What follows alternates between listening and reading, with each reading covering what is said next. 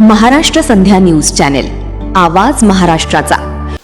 सगळ्यांना नमस्कार। क्रांतिकारी जय भीम, जय महाराष्ट्र।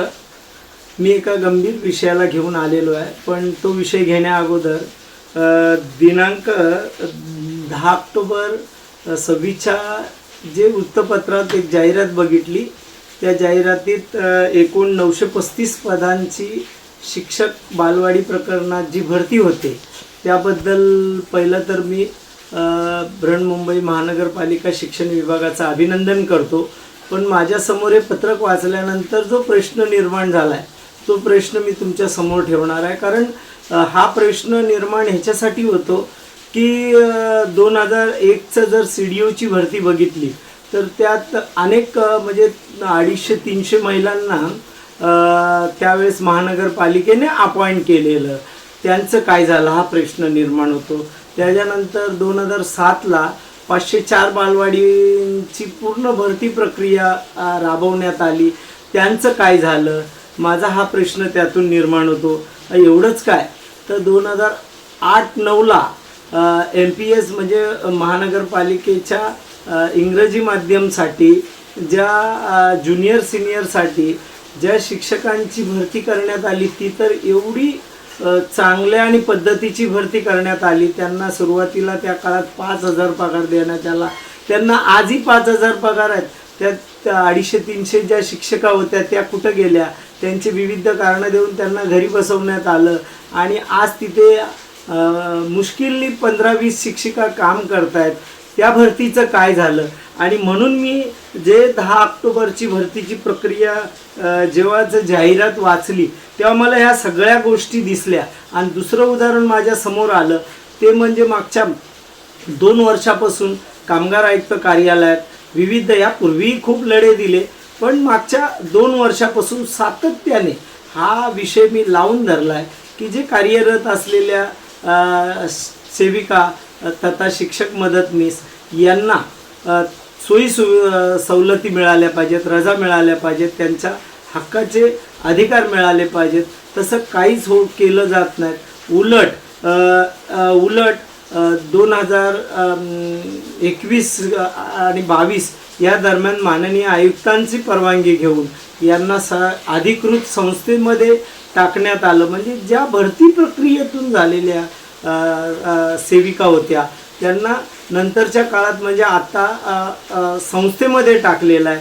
आणि आत्ताची जी मी 10 ऑक्टोबरची भरती प्रक्रियेचं वाचलं त्याच्यानंतर मला या विषयावरती फार गांभीर्याने बोलावं लागलं। कारण पुन्हा ही भरती प्रक्रिया होणार, लाखो शिक्षक लोक आपल्या महापालिकेच्या अपेक्षेने तिथे अर्ज भरणार, त्यांना फी भरणार आणि नंतरच्या काळात मात्र त्यांच्या संगती काय होणार ती 2001ची भरती बघितली, 2007ची भरती बघितली, 2008-9ची भरती बघितली, ही सातत्याने प्रक्रिया आहे। आणि हेच सगळं घेऊन मी मागच्या 4 महिन्यापूर्वी माझी कामगार आयुक्त कार्यालयातनं हे सगळे कमी पडले, जे देत नाही ते सिद्ध झालं।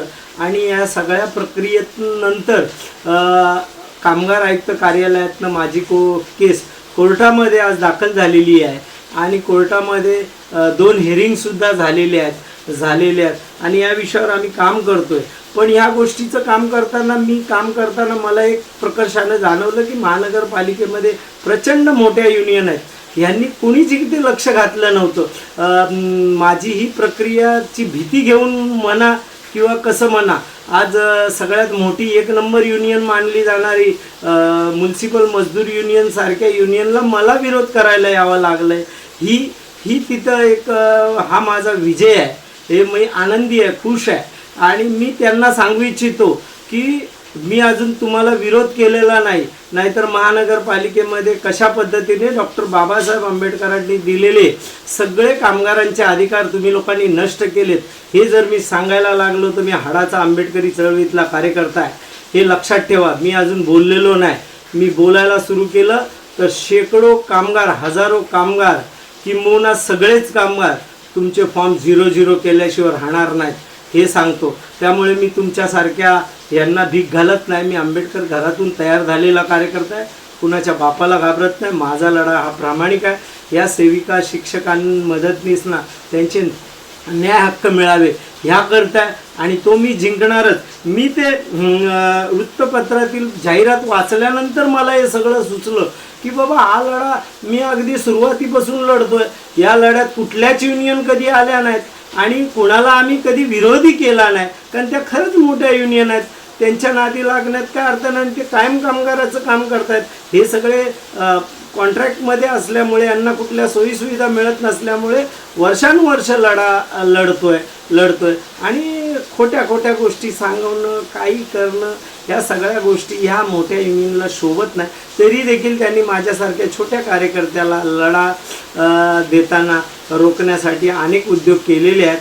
मी तरी त्यांच्यावर नाराज नाही. तुमच्यासारखे विरोधक मला पाहिजेत, कारण मी हा रमेश जाधव लीडर नव्हता.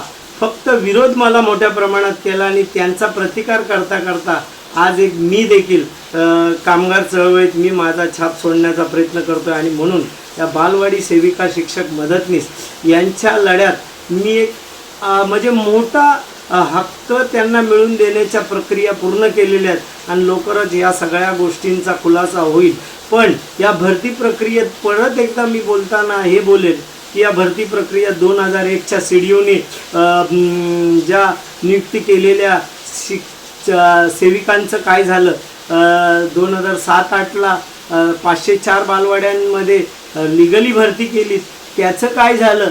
2008-09ला MPS इंग्रजी माध्यमासाठी ज्या भरती केलेली त्यांचं काय झालं.